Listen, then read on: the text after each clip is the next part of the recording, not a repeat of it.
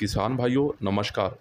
पिछले सप्ताह हमने मध्य प्रदेश और महाराष्ट्र से प्याज की एक अच्छी आवकें मंडियों में आती हुई देखी। लेकिन सवाल यहाँ पर अब ये बनता है, आखिरकार मध्य प्रदेश और महाराष्ट्र का पुराना प्याज स्टॉक और कितने दिन चलेगा। लेकिन वहीं बात करें अलवर की अगेती प्याज फसल और पछेती प्याज फसल में कितना नुकसान हुआ है, उसकी बात भी हम आज के इस वीडियो में करेंगे।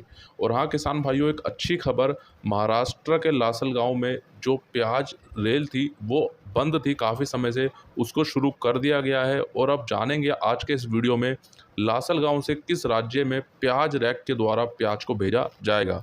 तो आइए वीडियो को करते हैं शुरू। कल महाराष्ट्र और बेंगलोर में फिर हमें बारिश देखने को मिली। महाराष्ट्र के अहमदनगर, सोलापुर में काफ़ी ज़्यादा बारिश हमें फिर से देखने को मिली है। लगातार बारिश के चलते हमारे किसान भाइयों की लाल प्याज की जो नर्सरी है वो पूरी तरह से महाराष्ट्र में ख़राब हो चुकी है। लेकिन उसके बावजूद भी कुछ जगहों से महाराष्ट्र का लाल प्याज हमें थोड़ा बहुत ही सही लेकिन नवंबर में देखने को मिल सकता है। और यही स्थिति कुछ अगर बात करें तो मध्य प्रदेश में भी है। मध्य प्रदेश में इस बार लाल प्याज काफ़ी कम लगा है, जो कि नवंबर तक मंडियों में देखने को मिल सकता है। अब ये तो बात रही किसान भाइयों लाल प्याज की। अब बात करते हैं पिछले सप्ताह में मध्य प्रदेश और महाराष्ट्र की मंडियों में प्याज आवकों को लेकर काफ़ी ज़्यादा मंडियों में जाम की स्थिति हो गई और काफ़ी मंडियों को बंद भी रखा गया। लेकिन अब सवाल यहाँ पर सबसे बड़ा ये बनता है कि मध्य प्रदेश और महाराष्ट्र का पुराना स्टॉक कितना बचा हुआ है और कितने दिन चलेगा।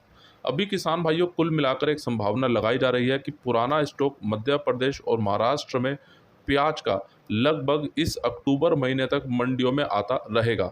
लेकिन यहाँ पर किसान भाइयों एक बात हमें ध्यान रखनी है कि अभी तक जितनी प्याज की आवकें पिछले एक सप्ताह में निकली हैं वो कहीं ना कहीं काफ़ी ज़्यादा है। और अभी हो सकता है किसान भाइयों थोड़ा सा ऐसा माहौल फिर से बन जाए, अगर प्याज भाव में थोड़ा और सुधार देखने को मिले तो प्याज आवकें थोड़ी और यहाँ से बढ़ती हुई दिखे।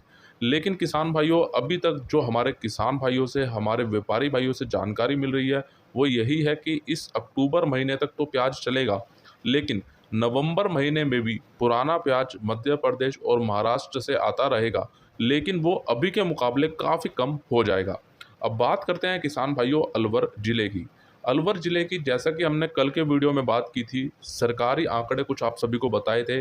राजस्थान सरकार के द्वारा अलवर ज़िले में अलवर की प्याज फसल को लेकर सर्वे कराया गया और उसमें बताया गया कि कितना नुकसान हुआ है।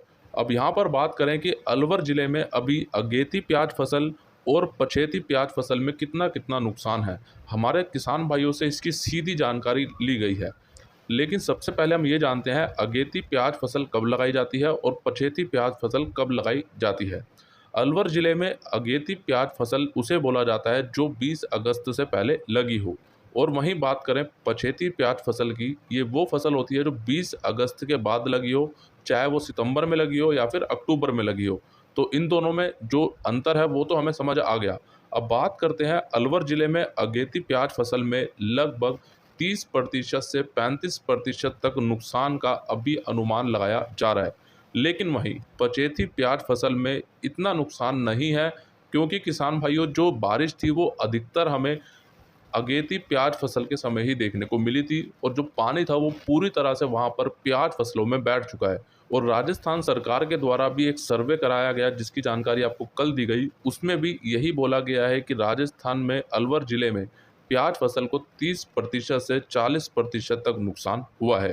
तो अभी तक कुल मिलाकर अगेती प्याज फसल में ही नुकसान है, पछेती में इतना नुकसान नहीं है। या बोल सकते हैं कि पछेती में नुकसान नहीं है और पछेती प्याज फसल का जो उत्पादन है वो अच्छा देखने को मिलेगा। अब किसान भाइयों एक अच्छी खबर, कल से महाराष्ट्र के लासल गांव से पटना के लिए प्याज रैक लोड किए जाएंगे। जैसा कि इसकी शुरुआत काफ़ी समय पहले ही हो गई थी, लेकिन पिछले 6 महीने से इसको बंद रखा गया था। अब पता नहीं इसको क्यों बंद किया गया था, लेकिन अब फिर से शुरू हो चुका है और इसका असर भी किसान भाइयों कहीं ना कहीं प्याज मांग और प्याज भाव पर पड़ेगा। क्योंकि किसान भाइयों महाराष्ट्र से प्याज साउथ में तो जाता ही है, साउथ की जो मांग है लगातार महाराष्ट्र के प्याज की बनी रहती है। लेकिन अब बिहार में भी महाराष्ट्र का प्याज रेल के माध्यम से जाएगा। तो सबसे बड़ी बात रेल की यही है कि इसमें खर्चा कम लगता है और हम प्याज को अधिक से अधिक मात्रा में भेज सकते हैं। अब इसकी अधिक जानकारी के लिए किसान भाइयों हम कल के वीडियो में बात करेंगे, तो कल का वीडियो भी जरूर देखें। अब बात करते हैं किसान भाइयों आज प्याज निर्यात की। कल 13 अक्टूबर को कुल 80 प्याज के ट्रक बांग्लादेश में निर्यात किए गए, जिसमें मेहंदीपुर बॉर्डर से 37 ट्रक, हिल्ली बॉर्डर से 15 ट्रक और गोजडांगा बॉर्डर से 28 ट्रक बांग्लादेश में भेजे गए। और गोजडांगा बॉर्डर पर कल 2 ट्रक का बैलेंस भी हमें देखने को मिला। वहीं बात करें कल गोजडांगा बॉर्डर से मध्य प्रदेश का सुपर बढ़िया क्वालिटी का प्याज भारतीय रुपए के हिसाब से 21 रुपये से 26 रुपये तक, नासिक का सुपर मीडियम मोटा प्याज 30 रुपये से 32 रुपये और नासिक का गोल्टा गोल्टी प्याज 25 रुपये से 30 रुपये तक बांग्लादेश में भेजा गया है। और कल प्याज निर्यात भाव में भी कोई परिवर्तन देखने को नहीं मिला, कोई तेजी मंदी देखने को नहीं मिली, भाव लगभग सामान्य देखने को ही मिले। और आज की बात करते हैं तो आज गोजडांगा बॉर्डर बंद है, शुक्रवार के दिन गोजडांगा बॉर्डर बंद होता है। अब किसान भाइयों के सवाल आते हैं कि करण भाई बाकी अन्य बॉर्डर की भी जानकारी दिया करें, तो किसान भाइयों लगभग सभी बॉर्डर पर भाव में 1-2 रुपये तक की तेजी मंदी देखने को मिलती है, कोई बड़ा अंतर देखने को नहीं मिलता।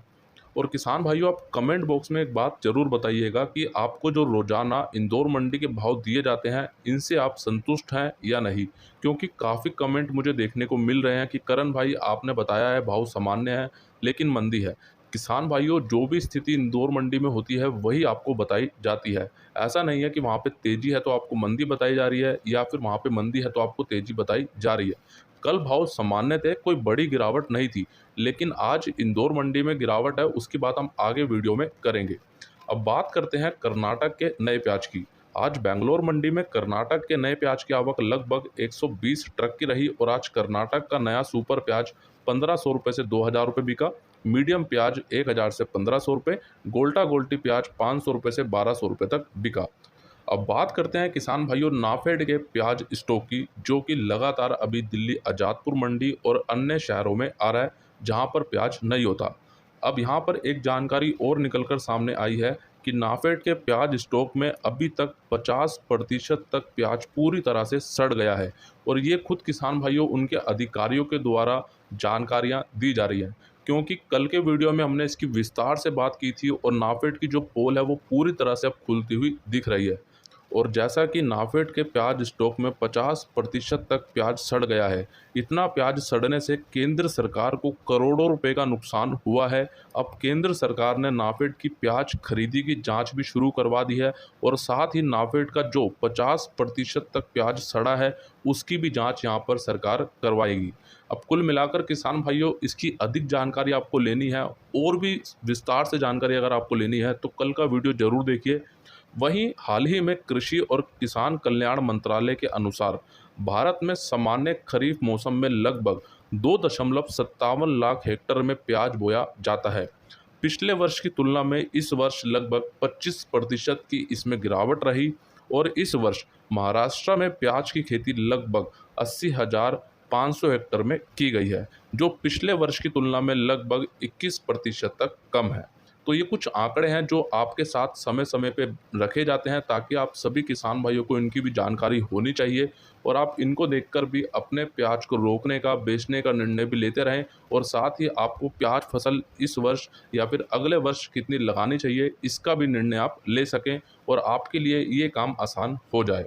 तो आइए किसान भाइयों अब देख लेते हैं आज की इंदौर मंडी की पूरी रिपोर्ट। लेकिन उसके पहले आपको बताना चाहूँगा आज मंडियों में प्याज आवकें ठीक ठाक ही देखने को मिली हैं और आज प्याज भाव में थोड़ी सी मंदी रही। आगे प्याज भाव में तेज़ी रहेगी या फिर मंदी रहेगी, अगर प्याज भाव में तेज़ी बनेगी तो कब से बनेगी उसके लिए किसान भाइयों आप कल का ये वीडियो ज़रूर देखें। बार बार आपको बोला जा रहा है कल का वीडियो देखिए, क्योंकि कल के वीडियो में काफ़ी ज़्यादा महत्वपूर्ण जानकारियाँ आपको दी गई हैं।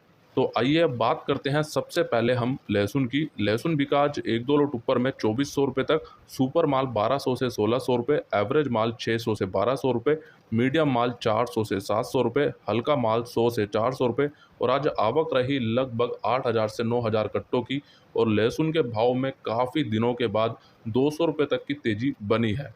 अब बात करते हैं प्याज की। प्याज आज 1-2 लोट ऊपर में 2100 रुपये तक बिका, सुपर माल 1600 से 2000 रुपये, एवरेज माल 1300 से 1600 रुपये, गोल्टा माल 1000 से 1500 रुपये, गोल्टी माल 900 से 1300 रुपये, छाटन माल 300 से 700 रुपये और आज आवक रही लगभग 80,000 से 90,000 कट्टों की, जो कि कल के मुकाबले कुछ ज़्यादा नहीं है और आज प्याज भाव में 100 रुपये से 200 रुपये तक की मंदी देखने को मिली है। और वहीं बात करें आलू की, चिप्स आलू बिका 1000 से 1700 रुपये, एलआर आलू 1000 से 1600 रुपये, ज्योति आलू 1000 से 1700 रुपये, गुल्ला माल 800 से 1200 रुपये, छाटन माल 200 से 700 रुपये। और आज आलू की आवक रही लगभग 5000 से 6000 कट्टों की। और आलू भाव में भी आज थोड़ा सा सुधार हमें देखने को मिला है। अभी भी इंदौर मंडी में कुछ आलू 1800, 2000 रुपये, 2100 रुपये तक बिक रहा है, लेकिन अधिकतर आलू इसी भाव पर बिक रहा है।